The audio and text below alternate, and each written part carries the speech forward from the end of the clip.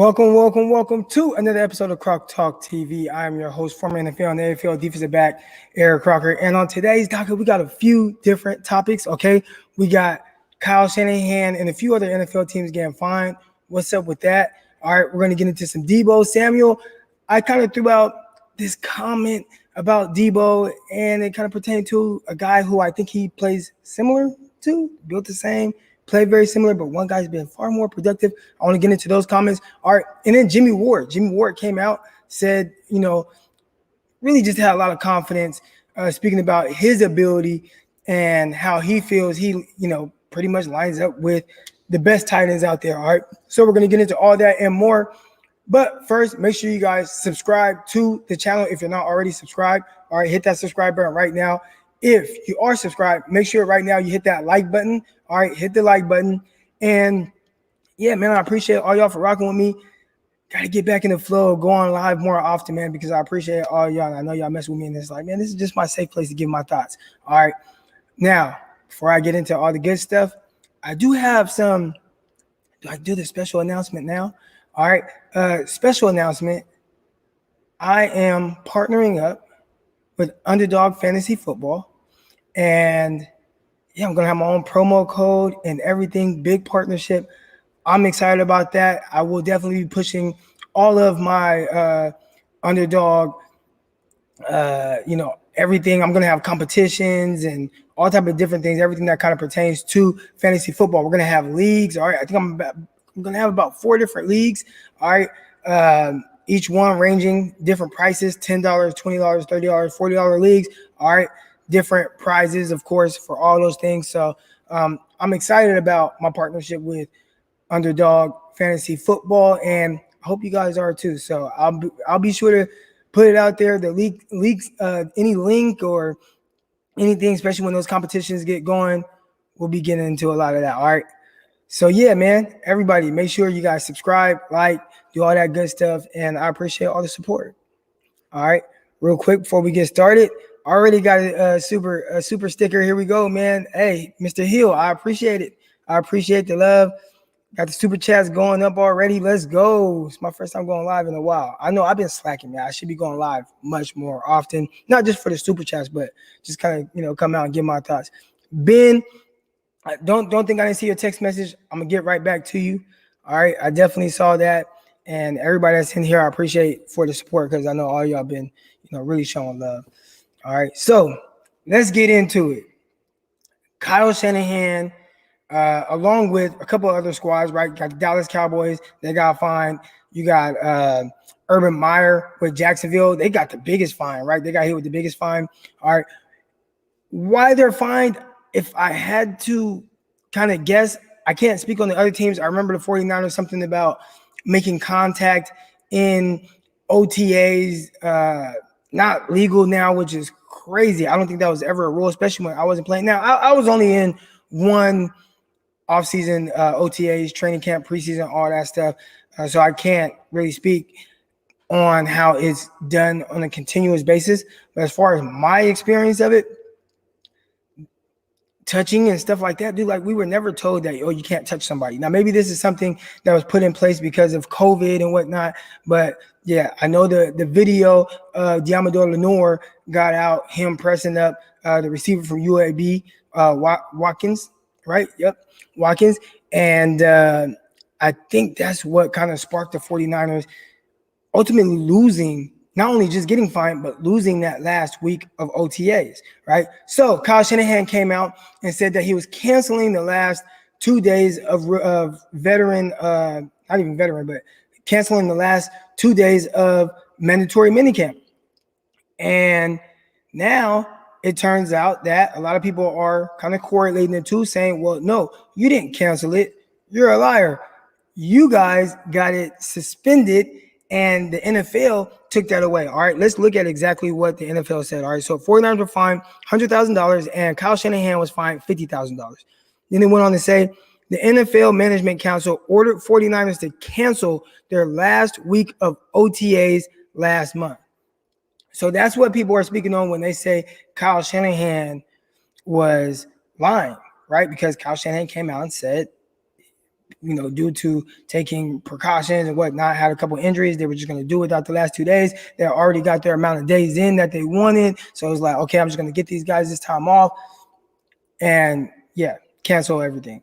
All right. Now, what he did end up saying, and this is going to kind of tie into my experience as pertains to how the schedule is kind of laid out and everything. But he said the rookies, after he said he was going to cancel the last 2 days of mandatory minicamp, he said the rookies were going to hang around for another week. That was my experience.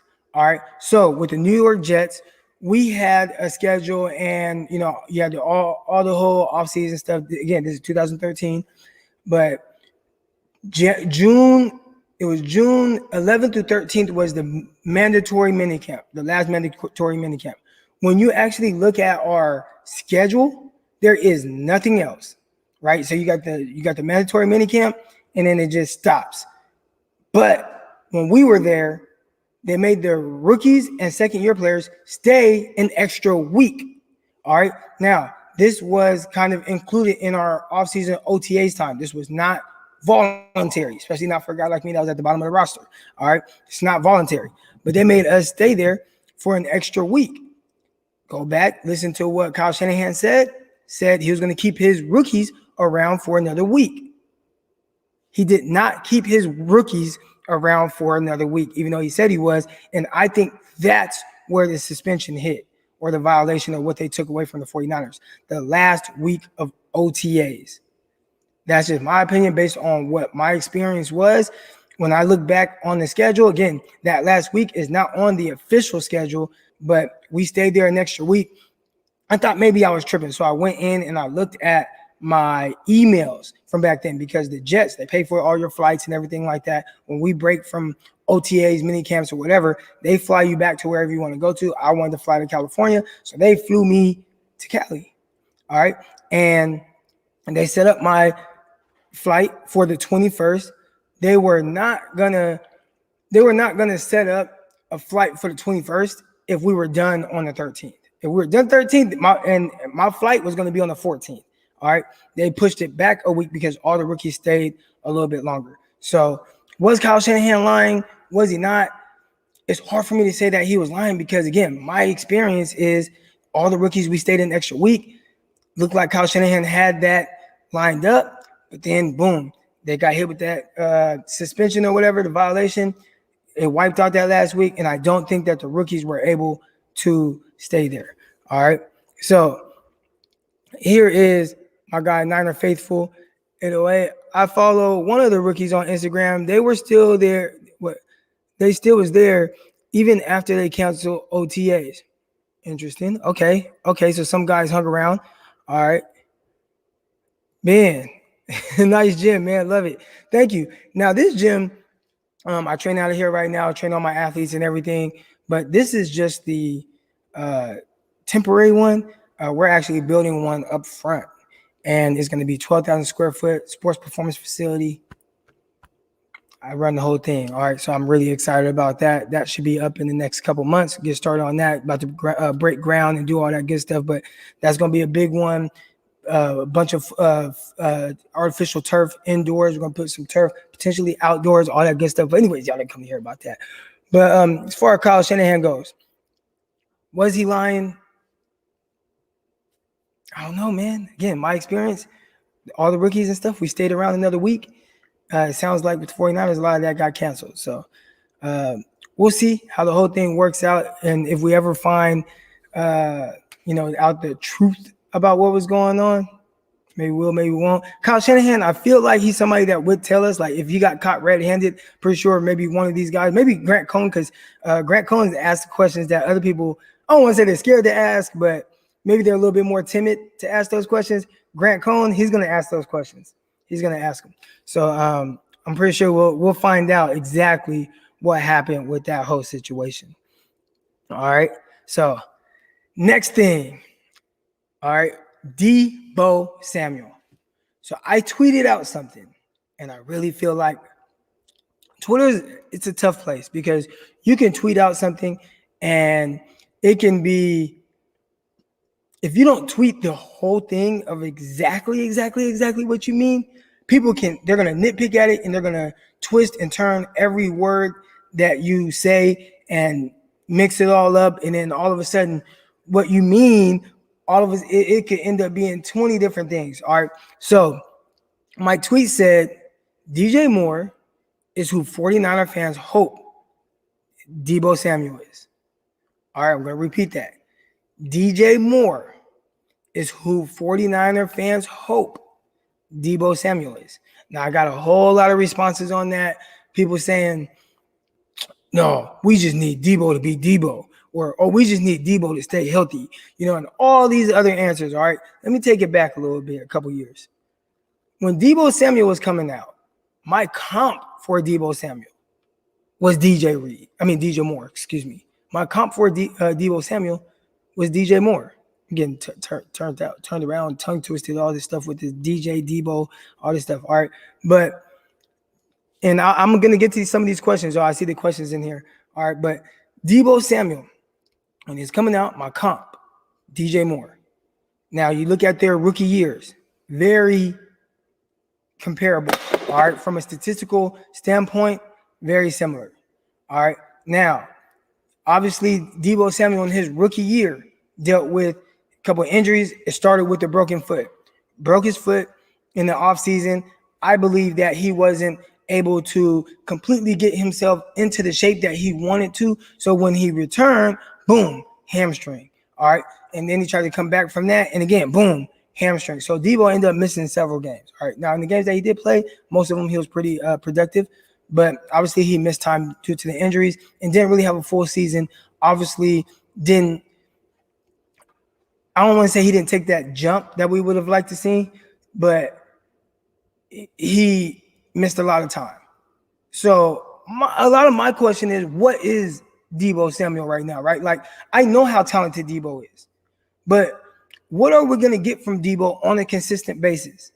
Now, when you look at DJ Moore, who that was my comp for Deebo Samuel. That's what I thought Deebo Samuel reminded me a lot of, right? You look at DJ Moore, and they're built very similar. He's about 5'11", close to 6 feet, 210 pounds. Deebo Samuel, about 5'11", close to 6 feet, 215 pounds. So they're similar in that aspect. I think naturally, DJ Moore has a little bit more straight line speed, at least in his 40-yard dash. Now, that doesn't mean that he plays it that fast or that Deebo does not play that fast, because I think Deebo definitely plays very fast, especially when he gets on that straight line.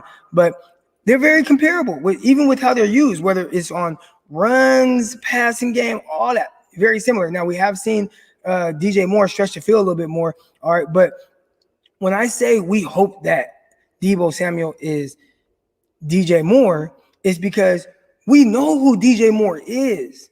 We're still kind of like hoping with Deebo Samuel. We're still hoping. We are hoping that he can have the type of impact on games that DJ Moore has, right? And when I say impact, obviously it hasn't resulted in wins because the Panthers have other stuff going on. Quarterback situation hasn't been great, just as, 49ers hasn't been either or whatever, right? Especially last year. But DJ Moore, extremely productive. Over the last couple of years, he's had right around 1,200 yards receiving. All right. And he's also utilized the same way Deebo is on screens, just getting the ball in his hands, jet sweeps, end arounds, things like that. Like, he's used to that. They use him in that way too. They have a very, very similar skill set. All right.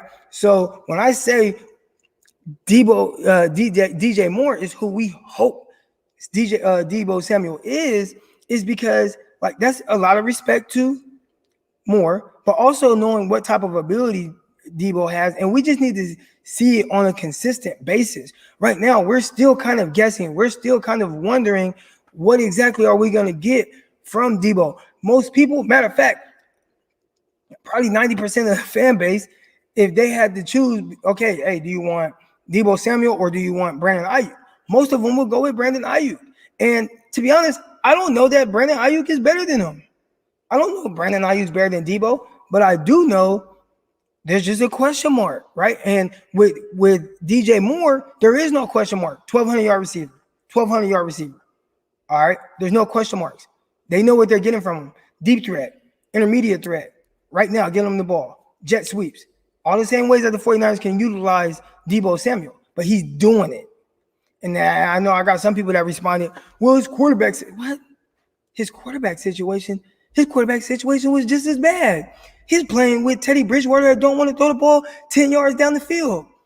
He played the year before with, goddamn, Kyle Allen, and some other random dudes. Like there was some random guys that played for the Panthers that year.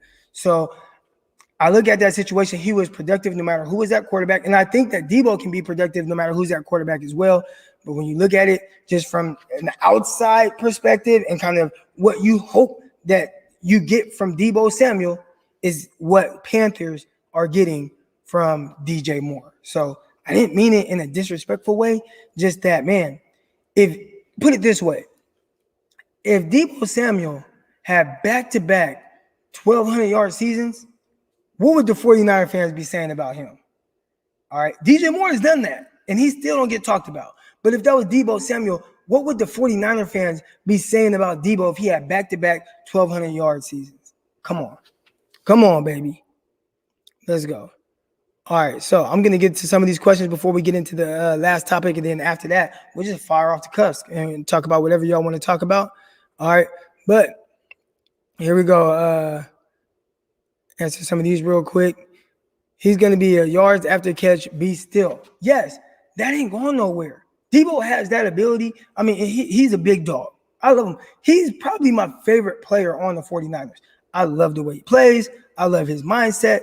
I love how when he gets up talking that talk. I love when he laughed at the Patriots on the sideline, ran dude over and was like, laughed and said they sorry. Like, I love that. And I don't know if y'all have heard that, but I'll try to find that soundbite, man. I love that. Like, come on. I just need to know exactly who Deebo is. I think I know, but we're still hoping he can be, and play and be productive to the standpoint of what we've seen from DJ Moore. We have not seen that. All right, we have not seen that. He definitely needs more field time to be more precise with routes and better down the field. He just hasn't had any reps to be dominant yet. I'll say this. I think Deebo is a very underrated route runner. I think that's an aspect of his game that gets overshadowed because of the other ways that he's been utilized. Like, I don't think that Deebo isn't a good route runner. I think he's very crafty at the line of scrimmage. I think he really does a really good job of understanding how to attack defenders' leverage at the line of scrimmage, get them going one way, open their hips, right? Get them going upfield, come back underneath, catch the ball. Then what he does with the yards after catch. I mean, he does those type of things. We saw what he did to the cornerback from Griffin. All right, the cornerback number 26, who was with Seattle. We saw what he did to him. We saw how he pressed outside, pressed inside, up, attacked up, got him to open up, boom, back out. Had him doing a twister or whatever Griffin was doing. Like, come on. Deebo really can run routes, and he really understands how to do it, and I think he does it very well. It's just overshadowed because of the other ways that he has been successful, which 49ers have done a lot of just get the ball in his hands and let him go to work. So people don't really see him on a consistent basis, beat out route runner type of guy, but he definitely has that in the bag and understands how to create separation. All right. Ayuk has more potential, in my opinion.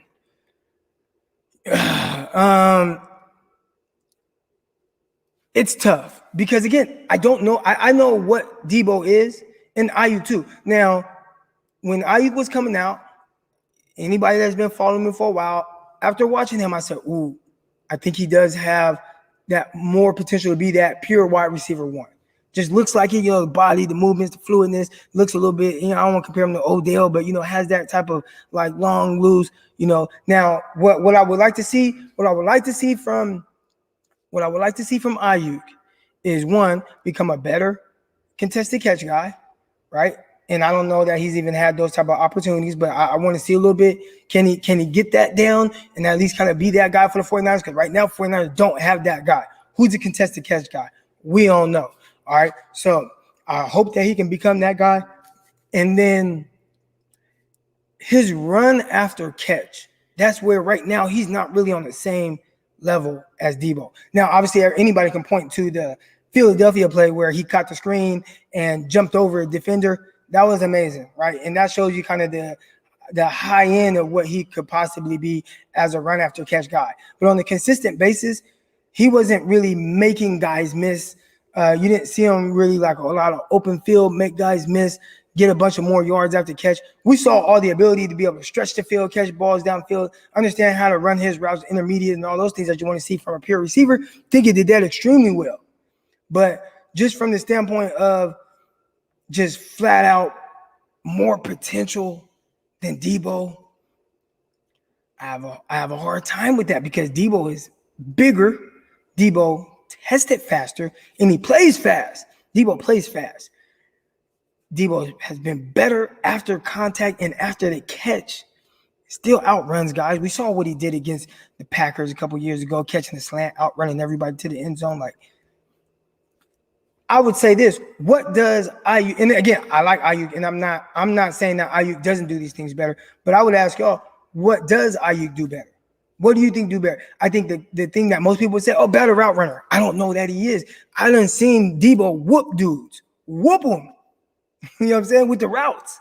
All right. So I don't know that Deebo is just, or Ayuk is just a pure better route runner than Deebo. I think people will say that because of how Deebo has been mostly utilized.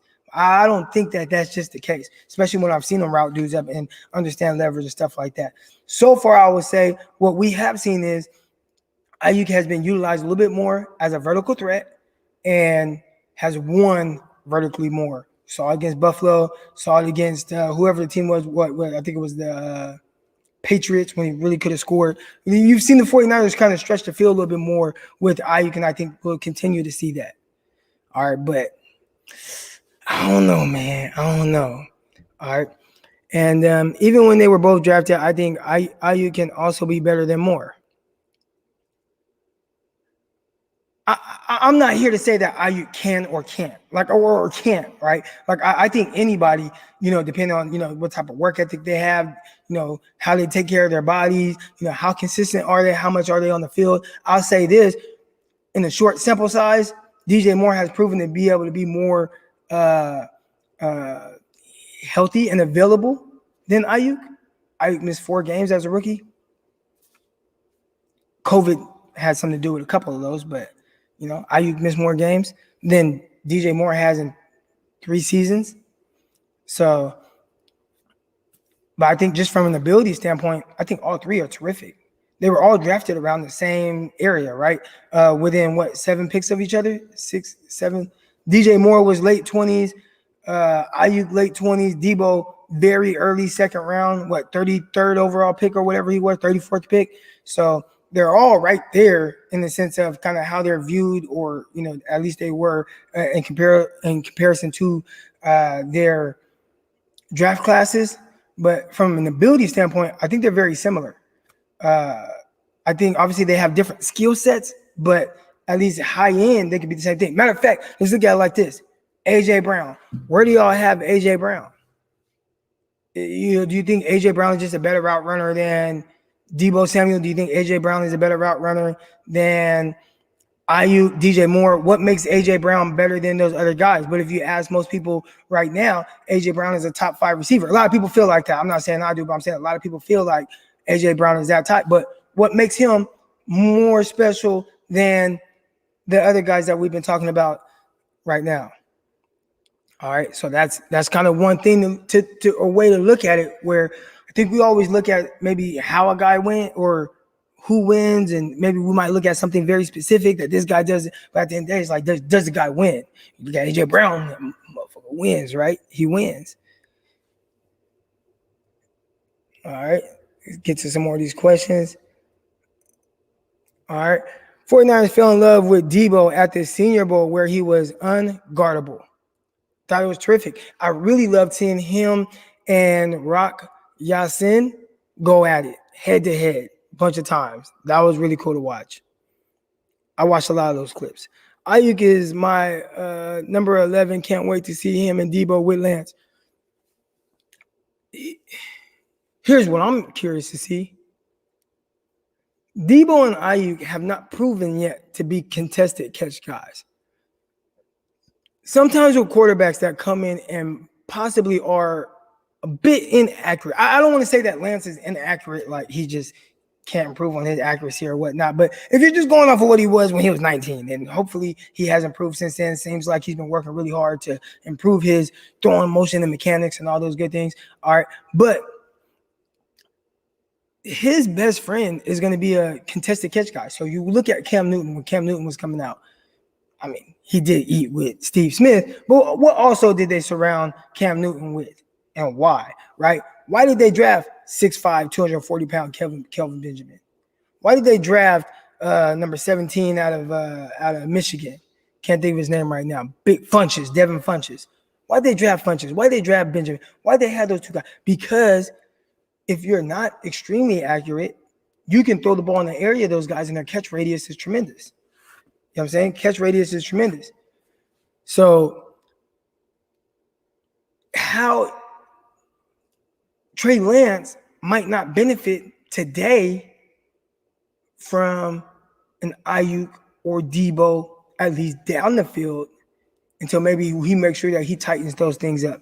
Now, the good thing with Kyle Shanahan, he knows how to scheme guys open, and maybe everything doesn't have to be contested catch, right? Maybe he still utilizes Deebo a lot to kind of offset maybe some inconsistencies with accuracy that Trey Lance might have as a rookie. And obviously we've seen guys improve on that. And again, we don't know what Trey Lance is right now. He could have improved from his 19-year-old self. He's now 21 years old, could be a lot better. All right. But those are things that I'm curious to see with Trey Lance. Is Deebo and Ayuk going to help him? Guys that don't have that reputation for being terrific contested catch guys. Would he be more, would it be better for him to have a guy that's a big body? Would it be better for him to have a Juwan Jennings out there, Jalen Hurd out there? Not saying that it would be better to have them out there than Brandon Ayuk or Deebo, but just in general, having that kind of safety blanket to where you can throw it up to those guys, and they're great contested catch guys. Also having brought up George Kittle, who is a monster and definitely helps from that aspect. All right, here we go. Yes. Mariah, I appreciate it. Make sure, if you guys haven't already, hit that like button right now. Hit that subscribe button right now. When we first jumped on here, I also brought up something that I'm really excited about. I am partnered up with Underdog Fantasy Football. So we're going to have all type of contests, different things like that, that I'm going to get all you guys involved in. Do not go and sign up for Underdog Fantasy Football just yet. We're going to wait till I get my promo code, which I will have by the 6th of July, and we're going to start pumping that out. All right. But I appreciate all y'all for rocking with me, for real. Hit that like button, hit that subscribe button. Ben, why do you feel like Deebo's air yards per target are so low? 2.1 air yards per target. It's interesting, man, because when you go back to 2019, not saying it was extremely high, but it was definitely higher. I want to say it was somewhere around 8 air yards per target. All right. So what made Kyle Shanahan change the way that he utilizes Deebo Samuel, at least on a consistent basis? I think seeing how Deebo was utilized in 2019 lets us know that there is more than just the 2.1 air yards per target that we saw last year. All right. Maybe it was a quarterback situation. Maybe offensive line, he didn't trust the offensive line holding up. Maybe he didn't trust Deebo Samuel running downfield because he didn't want him to hurt his hamstring trying to stretch down the field, because his, stretch his speed and all of a sudden pop his hamstring or something. I don't know, man. That's a tough one, but I do think that Deebo is definitely much more than a 2.1 air yard per target type guy. I think he can be DJ Moore. That's what I think. Brandon Ayuk had 754 yards last year. Deebo Samuel only had 417.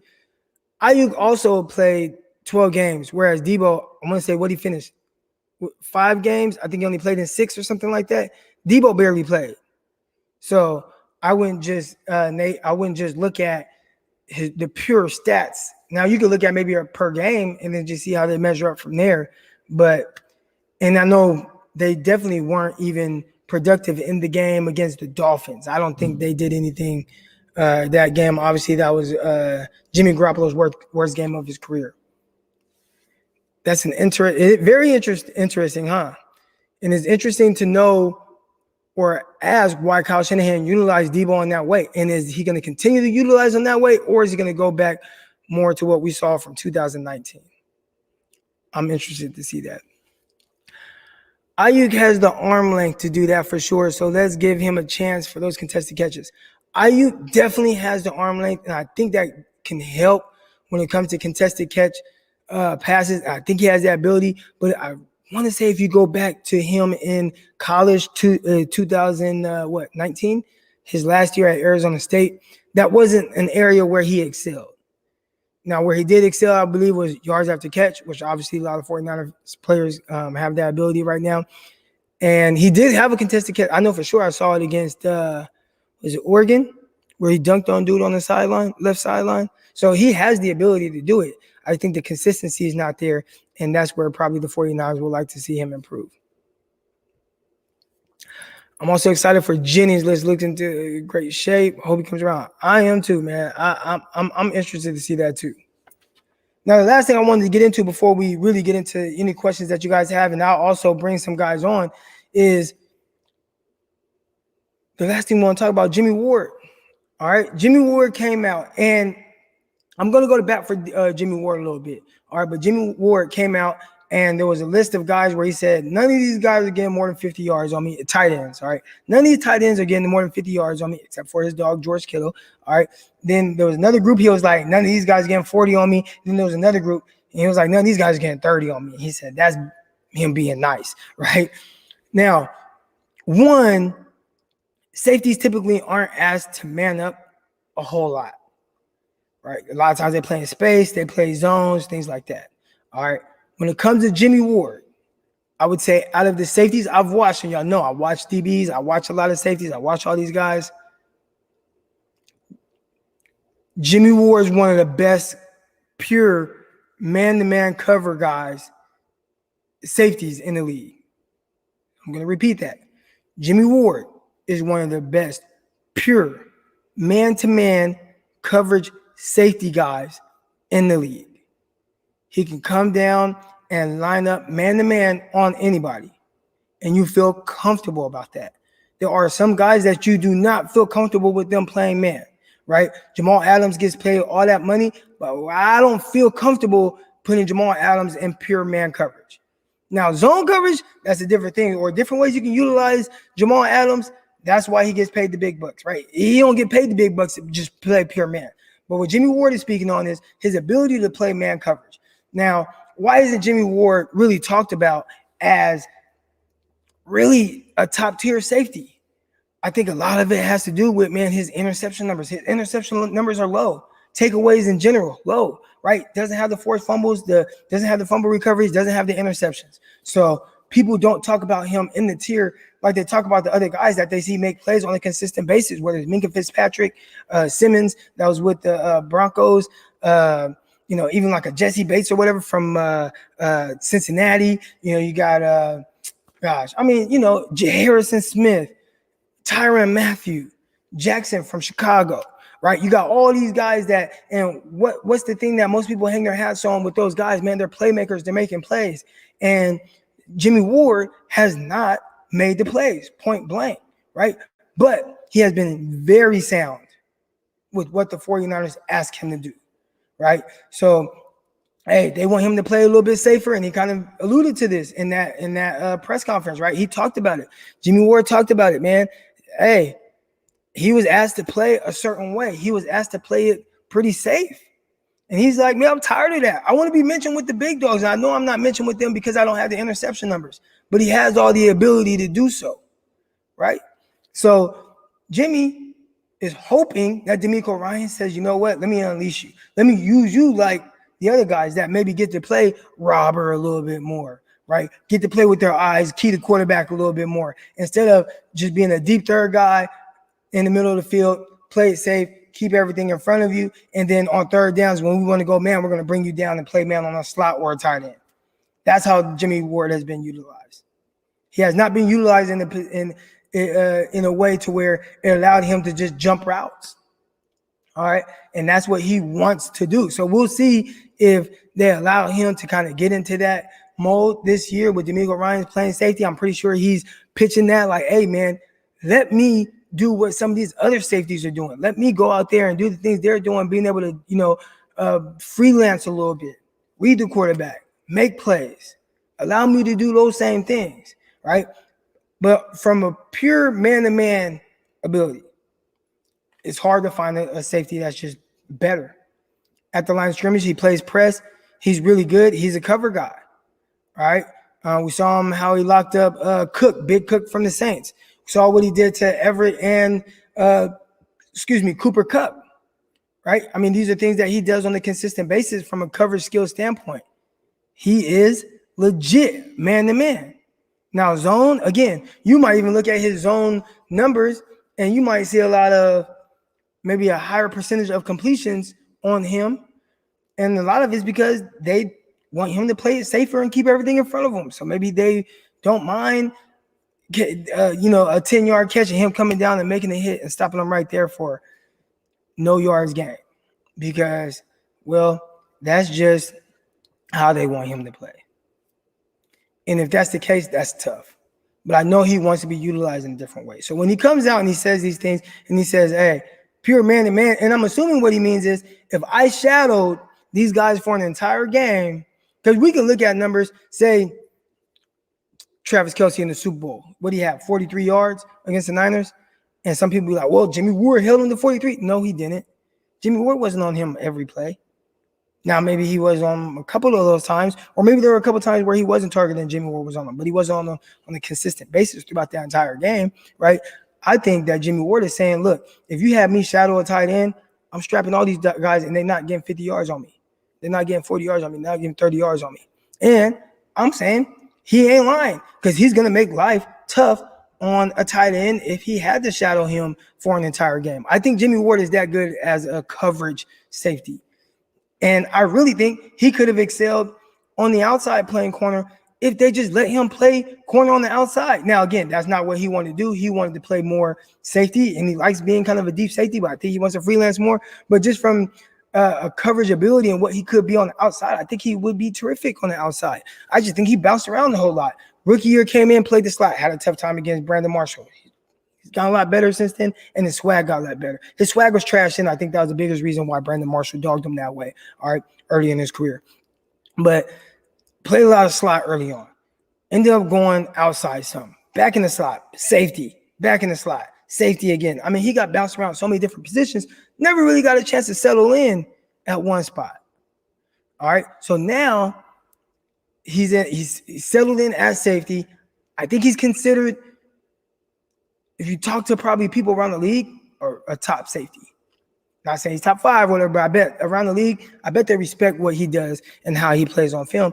And now it's just, all right, like, listen, I play man-to-man on all these dudes. And with D'Amico Ryans, unleash him and let him do a lot of different things so where he can get those INT numbers up and be considered one of the best safeties in the league, because I think he is that. All right, so I'm here to answer any questions y'all have now. That's going to do it for anything that I had to talk about. I'm here to answer any questions. Again, I got a super chat earlier. I appreciate all the super chat donations, all that good stuff. Hell yeah, man. Keep those coming. Jimmy Ward is awesome. They used him as a corner when they drafted him. Yep, they brought him in. Boom, nickel corner day one.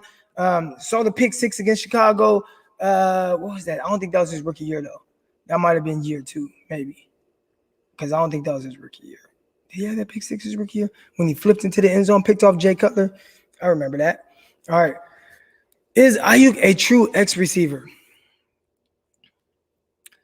I think teams might like their X to be maybe a little bit bigger, but I mean, the X and Z and stuff like that, to me, I think Z ideally is somebody that maybe needs a little bit of help from the physicality of the position. X more lined up on the ball. In the 49ers offense, I don't want to just speak out my ass and say that the X and the Z are interchangeable, but 49ers do so many tight splits and different things like that.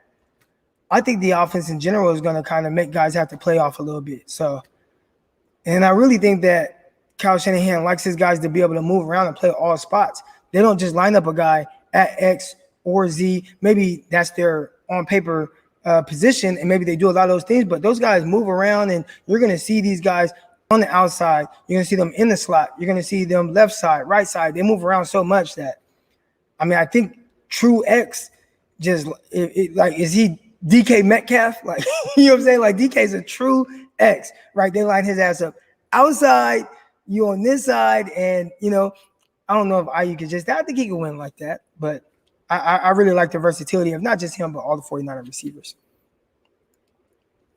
All right.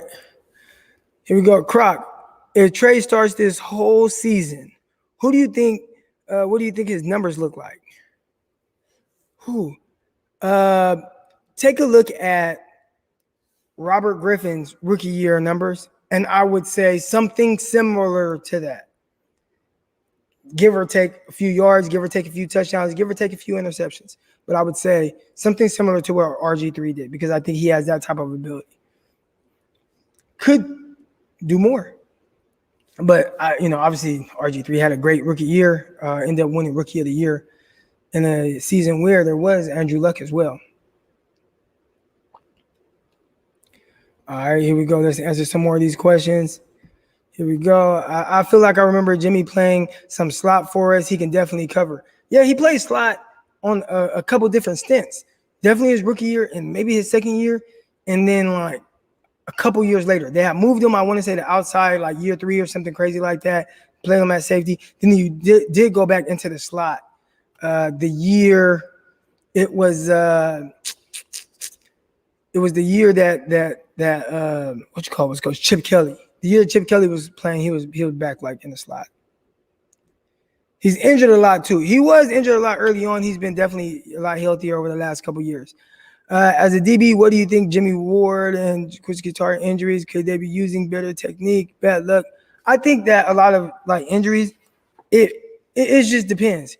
If you are having like these soft tissue injuries, I think that has a lot to do with your off-season training, your conditioning, and things like that. Like how you're preparing to start to ramp up. I think like when you're not really taking care of your body well, that's when those type of things happen, right? So when you look at Deebo Samuel, and I alluded to Deebo and his the way his injuries were kind of happening, when you see things like that, that's when I think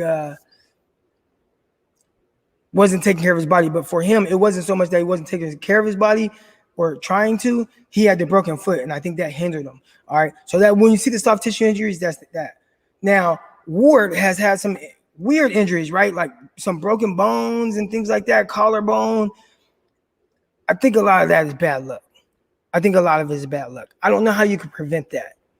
You know what I'm saying? In a short stint, I want to say twice in a year, Aaron Rodgers broke his collarbone. But I don't know if he's ever broken it before or after, but all of a sudden in 1 year, he did it twice. So maybe there is a way to prevent. I definitely know there's injury prevention workouts that you can do, things that help to strengthen up certain muscles around, certain ligaments and things like that. You can learn to run a certain way or plant certain ways that definitely could help in preventing injuries. But I think some of that stuff there's some bad luck involved in it. Now, 49ers have a lot of bad luck, so I don't want to put it all on bad luck, and they're going to have to figure that part out. But, yeah, injuries, there's definitely some bad luck that involved with it, with both of those guys. Do you see Greenlaw making a jump this season from previous success? Ooh, sometimes guys are drafted where they're drafted for a reason. I think if Greenlaw is what he is or what he's shown to be, I think that's a win when you consider he was drafted, 5th round. So from that standpoint, if he's just a starting caliber player and maybe not as great as, come on now. I'm not going to even put Fred Warner on him. But, if he can just be a solid starting linebacker next to Fred Warner, I think that's all you can ask for. Whether he gets better or, it kind of goes up and down a little bit, I can live with that as long as he's just, make some plays, does some things well, whatever, like you'll be fine. I think one thing, and I've seen this a few times kind of posted on social media, people kind of really concerned with linebacker depth, right? And I know one person was like, well, Fred Warner goes down, 49ers are in trouble at linebacker. And I would say most teams, if they have a Fred Warner, whoever their Fred Warner is, if that guy goes down, they're in trouble. Most teams. Teams aren't just stacked at linebacker. I think the 49ers have as good of a position situation at linebacker as you could possibly have. You have a top linebacker in the league. You have a decent starter next to him in Dre Greenlaw. Could be better, could be worse. All right. And then you have a guy like Al-Shair Aziz. I know I'm butchering his name, but he's solid. Like, not saying like he's great, but I think you're fine there, right? Like, it could be even worse than him. So I think from that standpoint, when you look at how the 49ers linebacker core is constructed, I think they're fine for the most part. And even, I mean, you lose a Fred Warner, at least you have Greenlaw and Ashir. I'm sorry, I'm butchering his name, but you have him, and he has starting experience. Will he be great? Will he be Fred Warner? Hell no, right? But he'll be solid. So whether Greenlaw takes a jump this season, I think if he is what he's shown to be, I think you can live with that for him being a 5th-round pick.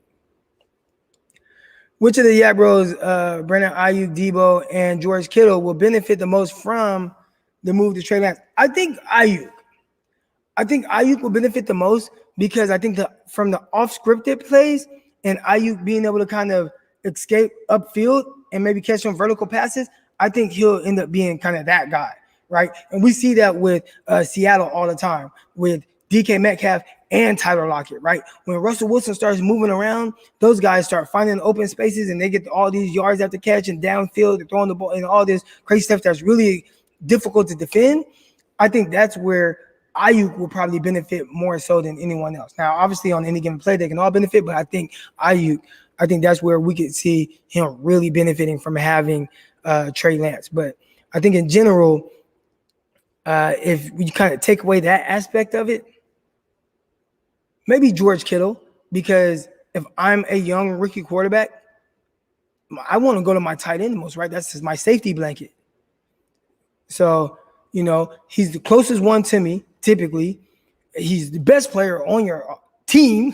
You know what I'm saying? So I think George Kittle, he probably would benefit the most. If not for anything else, it's for him just being a tight end and that being a safety blanket for a young quarterback. All right, here we go. Also, do the 49ers value corner enough to make up corner enough in the makeup of their team? I've heard this question. I believe they do. I think the only thing that would now make me question that is them maybe passing on a guy like Asante Samuel to take Aaron Banks. I don't think that Aaron Banks is just this great guard.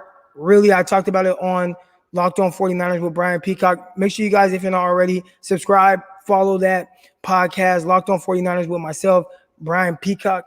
All right, but we just did a breakdown on him earlier this week on Aaron Banks, and the things that really jumped out to me about Banks was his movement kind of stinks from what I saw. All right, I thought he struggled to move. Now, if it's right in front of him, boom, you're locked up. I mean, he's like a big wall, can't get around him.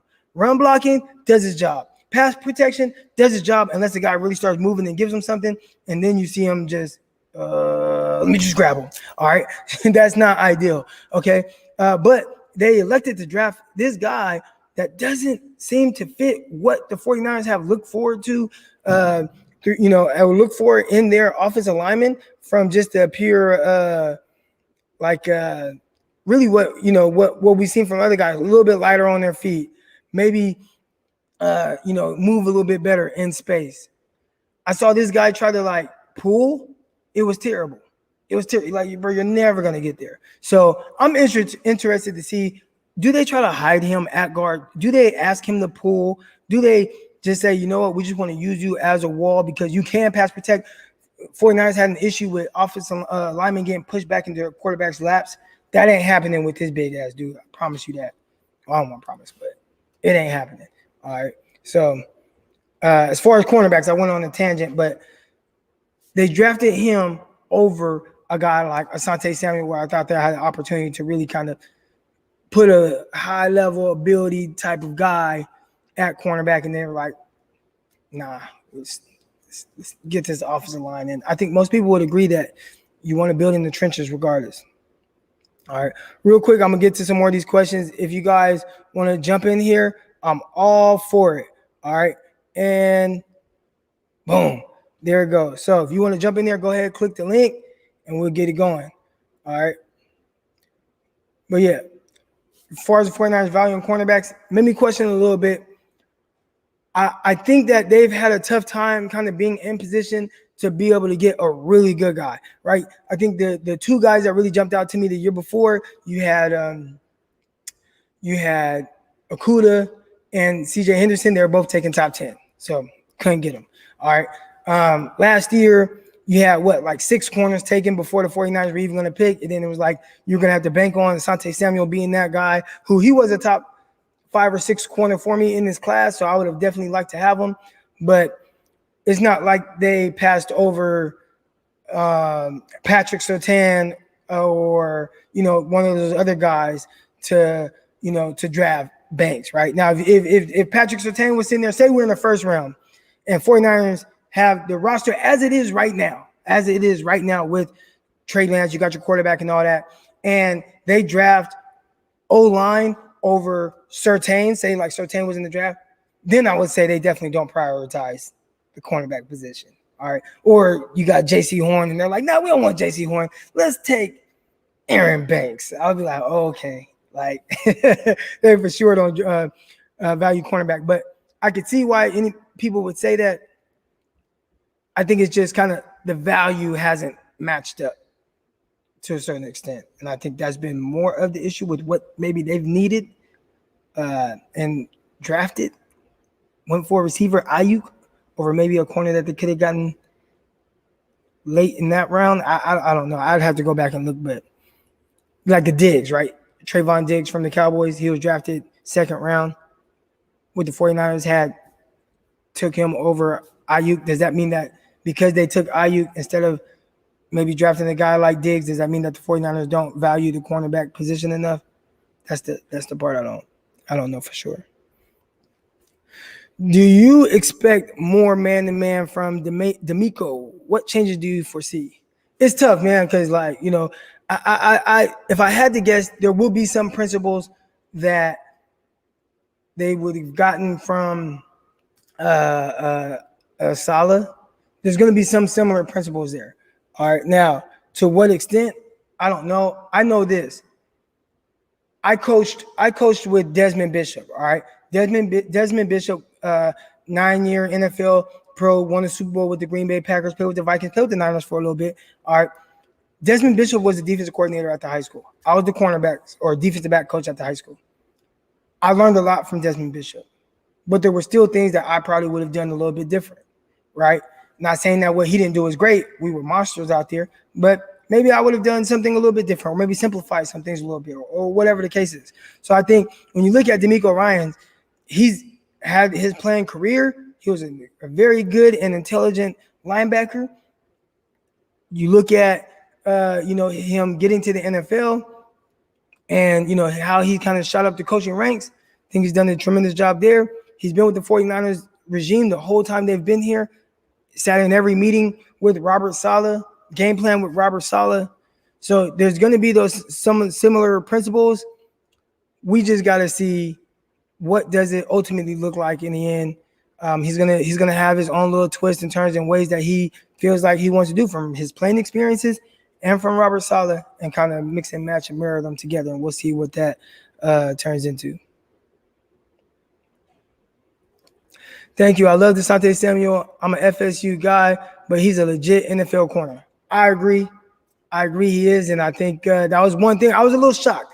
I would have actually taken Terrace Marshall, and I'm somebody that loves cornerbacks. I would have taken Terrace Marshall right there. But if not for Terrace Marshall, then say 49ers traded back, Terrace Marshall was picked, I would have drafted Asante Samuel, or whatever the case is. But there was Terrace Marshall and Samuel sitting there.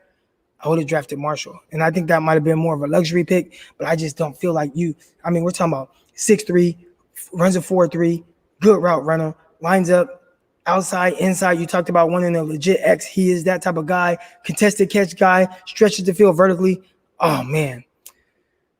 Not drafting him. That was a little tough on me. Remember, the stream is in there. If anybody wants to join and come on. All right, Ambry Thomas could be a good value. His stock fell because he opted out. I think so. I think he could be good value. We'll see. It was interesting watching this film, and we did a breakdown. If you guys want, go ahead, check back a little while back now. We went and watched Ambry Thomas's film, evaluated. Thought there were a lot of good things that jumped out. A lot of man press. Also, love playing from press, even if you play zone. There was a lot to like about him. Could be good value, yes. Now, what's good value for Ambry Thomas? I think good value from Ambry Thomas is, can you get a starter out of that? Okay, third round pick, late third, comp pick or whatever it was. Can you get a starter out of that? Or can you get starts from him? If you can get that, then I think it was a value pick. If you can't play at all, then, which I don't think is the case. See, Mosley was undrafted. Maybe they feel like they can develop guys. That could be it as well. That can definitely be it. I like Mosley. I thought that he was a guy who I liked him a lot more than I like Tavares McFadden. I know a lot of people were high on McFadden. I was like, this Mosley guy, I think he's the better of the two. All right. But got our first call-in guy. Let's go, my guy, man. Welcome. What's good with you, man? What's up? What? Is that Jeff Garcia or is that Trey Lance? It's my boy Lance. Oh, let's go. You got that pretty fast, too. Are you ordering any of the, are you going to get a throwback jersey?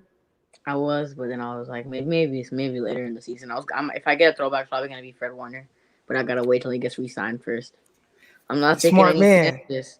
I'm not taking any chances, right? Because if I ask my parents to get a Fred Warner jersey and he's not re-signed, then I'm stuck with that jersey for like another year. So I think we all feel like he'll be re-signed, but you just never know, right? yep. Like you never know. We all thought Buckner, like, oh yeah, Buckner's back, whatever. Next thing you know, what? He's traded?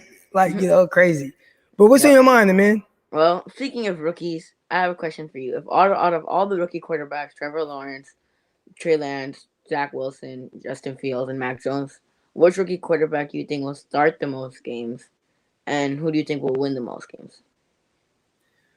I think that Trevor Lawrence will start the most games. Okay. I mean, it's just from the start, he's going to be in there. Now, who do I think is going to win the most games? Ooh, I so badly want to say Trey Lance, just because I feel like at some point he's going to get in. I think just with the team, how it's constructed, the team has already been together. I think they're going to be really good. I would assume Trey Lance, but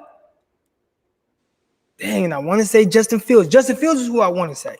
All right, but their head coach already came out and said they're not starting him, and they are starting Andy Dalton. I really like the way Shanahan went about it more than what we've seen from the Bears. Shanahan said, hey, if Trey Lance is ready to start, then we're going to start him, right? If he's ready to start and he, beats him out. The Bears have come out and was just like, nah, there's nothing Fields can do. It's going to be Andy Dalton starting. So I want to say Fields, because I do think that team is good. I think that they have a bunch of weapons. I think they have a solid, little running back, and the different ways that they're kind of able to utilize their weapons and all those receivers that they have. Obviously, they have some marquee players on that defense as well. You look at their division, I think, they probably run through the Lions. The Vikings, we'll see. They've been kind of up and down. And obviously, the Packers, we'll see what happens with Aaron Rodgers. But yeah, man, that whole thing's interesting. What about you? So obviously it's Trevor Lawrence and Zach Wilson are going to start the most games because they're starters, and Trey Lance and guys like Justin Fields and even Mac Jones, they're sitting behind their starting quarterbacks. Obviously Cam Newton, Jimmy G, and Andy Dalton. But I feel like Justin Fields is going to win the most games, not Trey Lance.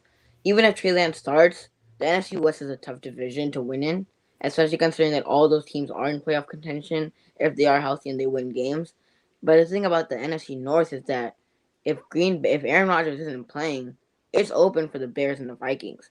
And if you look at how many games the Vikings and the Bears played like in the last couple of seasons, they have a 5-4-1 record against the Vikings in divisional games. So if Justin Fields plays, I feel like Justin Fields and the Bears have the best chance to win the most games because that NFC North division is wide open, unlike the NFC West. Wide open. Yeah. Where the NFC West is all the if Russ cooks and they're gonna win games, they're gonna win 10 games pretty much every season. The Rams, Matthew Stafford, he slings the ball down the field. You win at least. The Rams haven't had a losing season, so I say they're gonna win 9 games plus. And even the Cardinals, they added J.J. Watt, A.J. Green, they drafted Zayvon Collins. Isaiah Simmons has 1 year to develop. He was okay in his rookie season, but he has 1 year to develop this year, and he has another guy that helped him out in linebacker. And yeah, they also got James Conner, so they have a pretty stacked roster also. So the Cardinals, all 4 of those teams are in playoff contention. Really, if they win games, all 4 of those teams have a legitimate shot of making the playoffs. Where the NFC North, it's only between the Packers, Bears, and the Vikings. And even if the Packers don't have Aaron Rodgers, I don't think they're gonna make the playoffs with Jordan Love as a rookie. I really don't. So it's What do obviously you what do you think the Lions are going to get out of Jared Goff? Do you think that he could potentially help them, or do you think they'll just kind of be even worse than what they were with Matthew Stafford, who's they're gonna most be even worse. The thing about Jared Goff is that Jared Goff, what he had in Los Angeles compared to what he has in Detroit, isn't good. It's not good, comparatively even good. And Jared Goff, like if you saw what he did in his rookie year, he sucked. Sean McVay comes in and he helps Jared Goff a lot in development, and he did a lot. He did a lot better with Sean McVay. In Detroit, what did he have a wide receiver? In LA, he had Cooper Cup and Robert Woods, and in Detroit, he has Amon-Ra St. Brown, who's a rookie, Tyrell Williams, and Brashad Perryman. None of those guys are really Pro Bowl receivers. Like none of those guys are. Most of those right? guys have been backups their entire year. So if he's done good with the Rams, but then he's going to the Detroit Lions. Like the Detroit Lions aren't a better team than the Rams in any aspect. So he's not going to do better. And also, Jared Goff isn't a mobile quarterback. So if you expect like a guy like if you put Russ in the Detroit Lions, I think they would do way better. But a guy like Jared Goff, he's not mobile. He's not going to run for those extra yards. He's going to sit in the pocket, try to find his open receiver, and he's going to throw the ball. He's not going to run down the field and rush like Lamar Jackson. He's not going to do those type of things. And behind a bad offensive line, you have no receivers. I don't expect Jared Goff to do any better than Matthew Stafford. Hmm. All right, now my last question for you here. You said that you feel like Trevor Lawrence and Zach Wilson will start the most games. How do you think they'll do? Who will win more games? First, I want to ask you that. Which of the two will end up with more wins, and how do you see both of those guys' seasons kind of playing out? Damn, that's a tough question. I feel like the Jets improved a lot in the draft this year by adding Michael Carter in the running back. They drafted him Elijah Moore, so they got some pieces for Zach Wilson and Trevor Lawrence. I don't really feel like they improved that much with all the cap space that they had. They didn't. Besides bringing Shaquille Griffin and Marvin Jones, they don't really improve that much with all the cap space that they had. They should have brought in some way bigger names like Kenny Galladay, but they just didn't. And I feel like the Jets improved a lot, and under Robert Saleh, I feel like Zach Wilson, then Jets will do better. And also, the division that Trevor Lawrence is playing in, if Carson Wentz balls out this year like he balled out in 2017 because Frank Reich is coach, and he balls out and plays like he did in 2017, his MVP caliber season, and the Texans, and the Titans have gotten way better. Yeah, Julio Jones, like if you had Julio Jones in the mix, you have Ryan Tannehill, Derrick Henry, who's the best running back in the league, and then you could argue beside who's better, CMC or Henry. But right now, I would say Henry because he wasn't injured, and you have AJ Brown and Julio Jones as your two receivers. I don't know you can get better than that. That's a pretty good darn offense right there. So that division is tougher than what I feel like is the division is tougher than the what's it called, and the AFC South. Right, AFC South. No, what's the division? Patriots division. I don't remember exactly. Patriots are AFC East. AFC East. It's not as the AFC South is way better than the AFC East. Yeah. So I think the Titans too, man. I mean, just in general, their entire team. You talked about how the Titans improved offensively, but when you look at their defense, I mean, they drafted the cornerback out of Virginia Virginia Tech. Tech, Caleb Yeah, Farley. Caleb Farley. They also got a new defensive end. I don't know why I'm drawing a blank on the defensive end. They had Landry, and they just got a new guy. I want to say maybe was it free agency? How'd they get this guy? Can't think about. I'm forgetting about the defensive end that they got. That's like legit. So I mean, defensively, they've worked to get better. Definitely wanted to shore up kind of the cornerback position. Janoris Jenkins, Did they get him? I feel like they got I Janoris Jenkins. Let me look it up. Where's my phone at? I feel like they got Janoris Jenkins, and they got a defensive lineman. All right, Janoris Jenkins. Let's see where Janoris Jenkins is. They also got Bud Dupree. Yep. So okay, so it was Dupree and Janoris Jenkins. Yep. So you got two guys that Dupree, that's definitely going to help improve just the pass rush in general. And then I think he's an upgrade over Clowney, who they had last year. Mm-hmm. All right. And then you got Landry, who he's been doing really good.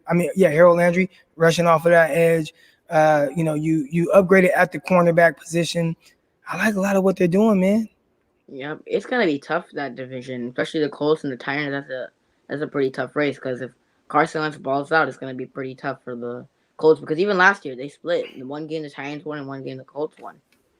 Yeah, so you're like, nope, you're out on Trevor Lawrence having a really good year, and that you're saying of the two, Trevor Lawrence is gonna play good, but I'm just saying who's gonna win the most.